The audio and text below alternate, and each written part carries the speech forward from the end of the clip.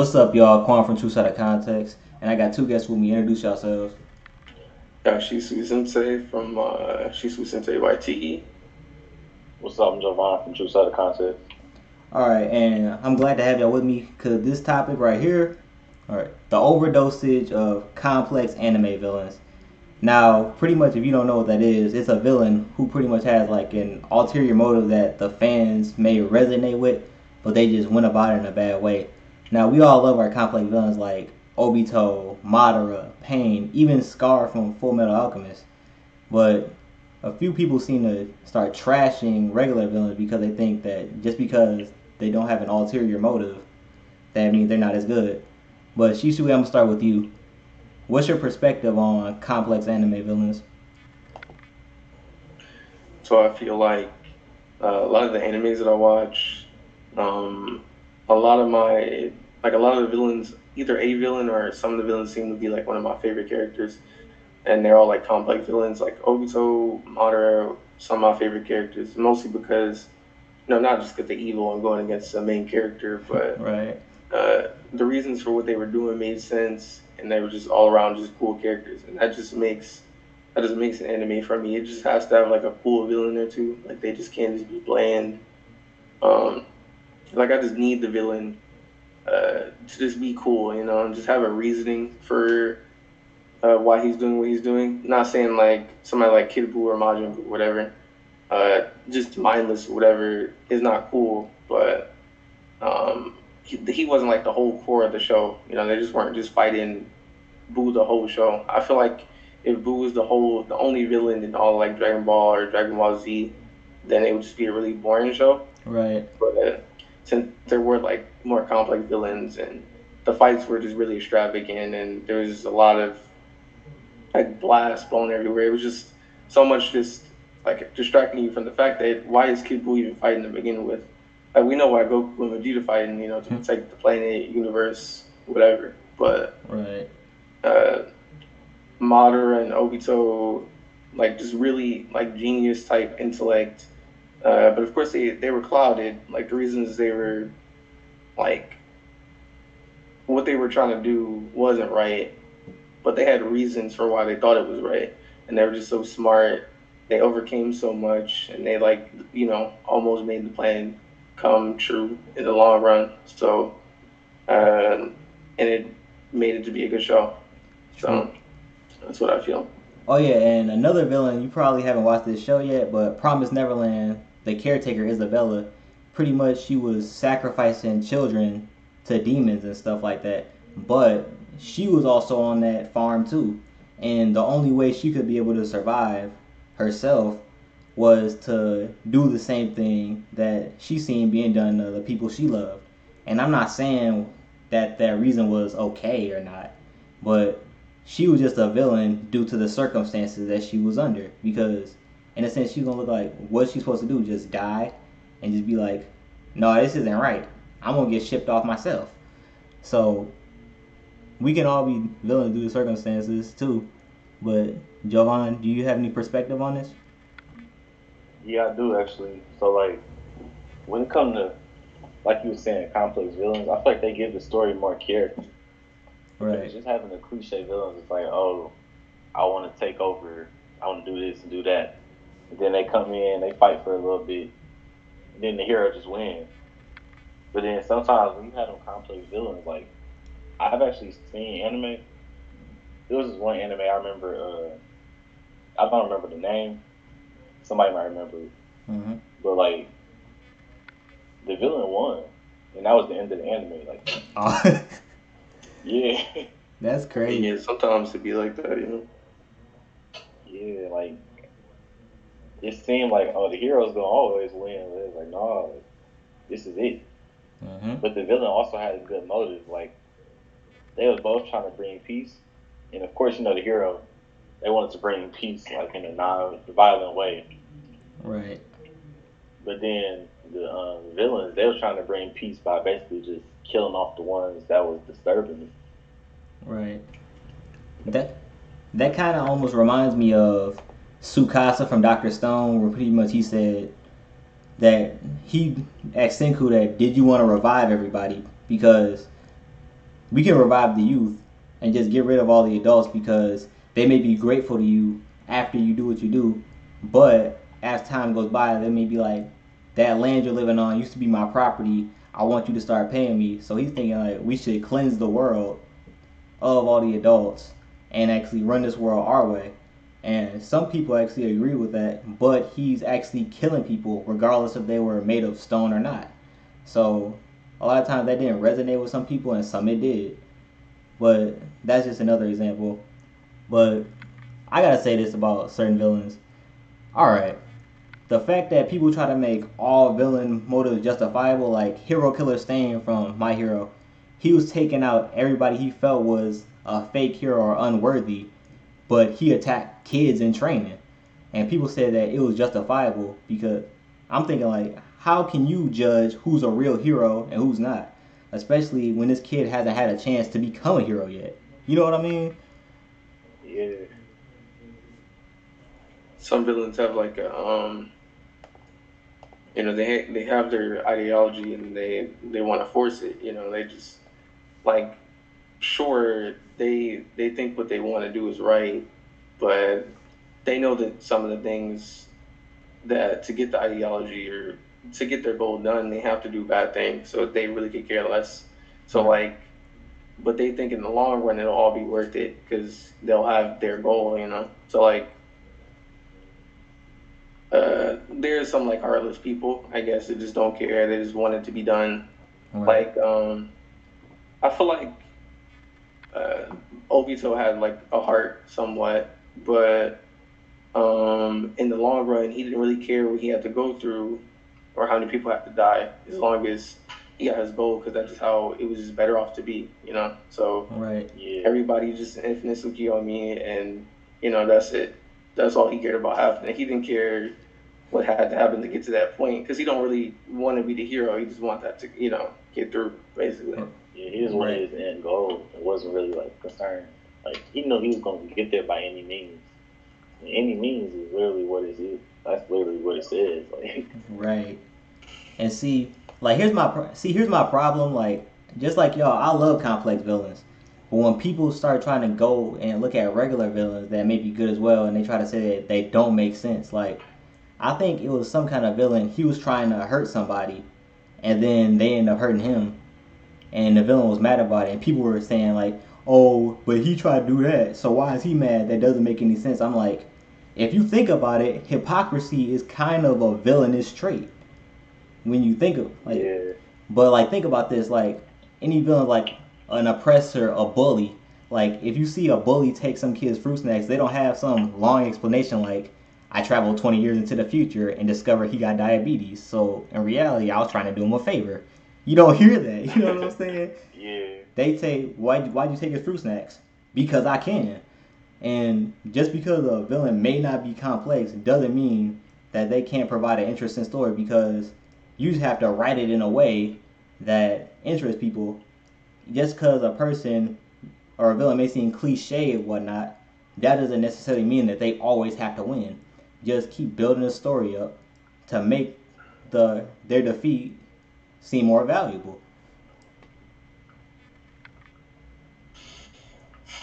True. I'm trying to think of it. There are some villains that just don't make any sense at all, though. Like, I'm trying to think of somebody. Right. And I will say though, like in a sense that I don't, and I'm not trying to excuse bad writing or nothing like that. We don't do that around here. I just had to say my Right. serious. yeah. You got any? You got any villains off the top of your head that you don't think make sense? Mm, I do, but at the same time, like, so it's a villain in Naruto. Mm-hmm. So y'all know who Zabuzai is, of course. Of course. But like, True. if anybody doesn't, like, it's like Naruto Part 1, so go watch that. It's worth it. But anyways, like, to me, I felt like he made no sense. Like, of course, he was just an obstacle to get across. But at the same time, he had his own, like, his motives was too emotional. Like, he wasn't a large scale villain. Right.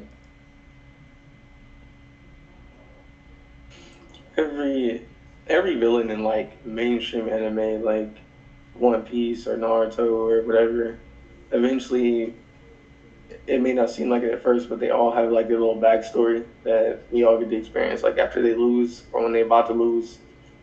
And Naruto get to talking to him and like, "Look, yo, you don't gotta go about doing this," and and Luffy does that too sometimes. So like, Mhm. we always see it coming. Like everybody usually has some type of story, but Right. sometimes it don't make sense and it's kind of irritating. That was one of the things I love One Piece, but that's one of the things I don't like about One Piece is um, like everybody just had the worst time of their life. They just had the worst childhood ever. Like every villain, and then they just and it's like, yeah, that's why I'm doing this, and like, yeah, and it's all sad and stuff, and it's really boring to me, and I just don't buy it at all. It just doesn't make any sense.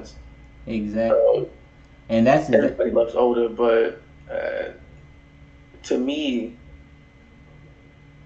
it's bad writing because I mean, I know you have to have filler. You can't have always the best villains on screen time at all times. You know, Right. you got to have some small time villains that get some time, some show. But I feel like all the time, like when we get these little villains, they just have the dumbest backstories, and it's like I don't really care. Like Right. it's just I don't know. Everybody just had the worst childhood, and yeah, it's just I don't know. It's really cliche. Right. And I think that's one factor that I always say, like, with every villain, they almost try to make you seem like you feel sorry for him. But I don't want to have to feel sorry for every villain, especially if you're just doing what you do. Like, you can see them wipe out a whole town, and their whole backstory is my mom never hugged me. Well, you just murdered a whole ton of people. Yeah, So, like like, come on. ideologies make no sense. Right. That's why I like people like Obito. That's why I like Obito so much. Period. Because he just like he don't want you to feel bad for him, but I found myself feeling bad for him because of course, what he decided to do in the future wasn't right, but like he had like a really messed up experience when he was younger. Like he was just such a kind-hearted like child, like very pure, basically Naruto. And then um like he just loved Ren so much, cared so much about her, and then he risked his life to save Kakashi. He felt like Kakashi would like be better off with Ren anyway, because Ren didn't really like Obito. She liked Right. Kakashi, so he risked his life, saved Kakashi, and then he thought he was gonna die, so he gave his Sharingan to Kakashi, True. and then he lived. Madara saved his life, and he was just really happy because he could see his teammates again and like surprise them. But like he pulled up, and the first thing he seen was Rin getting killed by Kakashi. So like uh, he soon like realized that it wasn't Kakashi's fault. Like he didn't mean to kill her type thing, but Right. like it's just you can't help but feel bad about that. He don't want you to feel bad about him. He never did. Like he just Yeah, wanted to force what he wanted to do. Well, what Madara wanted to do on the world because he felt like that was the only way of like coping with what happened. True. And I just want my sometimes final. the way people cope with things, like that can literally be the answer behind all the weird things they do. That's true. Yeah. You Like def. with Zabuza, like he was really upset over the village, like being basically overrun. He was out there slaughtering people. Right. Villains like there are some villains that don't make sense that are just really like classic characters and everybody loves them. Like the Joker, for instance, he doesn't Right. really have a motive for anything that he does, like at all, like nothing, like no motive. He just does it. Right. You can say Yeah, that his motive is to mess with Batman, but that's not really a motive. So compared to like somebody like Obito, he wanna be in an infinite dream because the world is cruel and he wanna see Ren again. And everybody should be able to live out their dreams, basically. True. But Joker's like I just want to. It's just fun, you know. It's just fun to mess with Batman. Yeah. That's his Right. only motive. But he's a great villain, and And Joker also accepted the fact that like being like who he is, he an outcast. Right. Cause like I seen this one post before. It said like as a child you always sympathize with Batman just because he's the hero, but as you get older, like you realize Joker made more sense. It's That's like true. I don't know about that one, Chief. It's like I feel I'm like just like it's just the like way he did things, like well, not the way he did things, because obviously that was bad. Right. right. But like the way he would speak about certain things, like because he said before, like yeah, the people will love you, like as long as they need you. When they But you don't, know what happened after that? Yeah, they'll cast you out. Yeah, I think Batman knows like the world is cruel, but you know, he just gonna defend people anyway. Joker just I don't know why he does what he does. He could definitely do a lot more damage than he already does. Right. He could have killed Batman 1,000 times. He still kills innocent people on a regular basis, but Man poisoned the whole town. yeah, yeah. to be honest, But he's it a was a lot more good. vicious villains than Batman, like Scarecrow, for example. Like Scarecrow. I don't know the story behind his motives actually. But like he was obviously a super smart guy. Right. Oh yeah, dumb smart, my guy. And and good points, y'all. My final thoughts pretty much is like we love complex villains. It's like there's nothing wrong with them. We need them in anime to actually get people to think and have conversations. But I want everybody to understand just because a villain doesn't have some kind of ulterior motive doesn't mean that they're a bad villain because we can't forget what a villain is in the first place. Somebody who's Yeah. pretty much there to kill, steal, destroy stuff. So Or at least oppose the hero. exactly. Oppose the main protagonist or whatever story it is. Yeah. So I guess as long as everybody remember that, then anime will continue to flourish. Y'all got any final thoughts? Yeah. Um, Always formulate your opinions about each character in the show. true, true. I mean, yeah, that's why we have this conversation anyway. It's a lot. Everybody think, basically, it's about certain people thinking villains are bad just because they're not complex, basically. But there are some boring villains like it just be like that, especially in One Piece. One Piece, great show. Prime example is One Piece. But Right. some of them villains just be like, yo, you trash and you don't interest me, and then your backstory is just so cliche. So it's like I don't know, That's it just don't click with me. But yeah, I do agree with your point. So it doesn't mean that all villains are you know, well villains that aren't complex are just bad. I do give like Boo. I love Boo, like Majin right. Boo, and I love the Joker as well. But they don't really have motives. But there's other things that make them, you know, cool and like unique. Right. So I feel like that's what saves their characters, you know. Definitely. And oh yeah, and before we go here, first I want to thank everybody for joining us, and we had this a brilliant conversation. We have another video coming up soon too. What makes a good protagonist in anime? But we really want to know what y'all think. Comment down below. Don't forget to like, share, and subscribe to the channel. Go check out Shisui Sensei.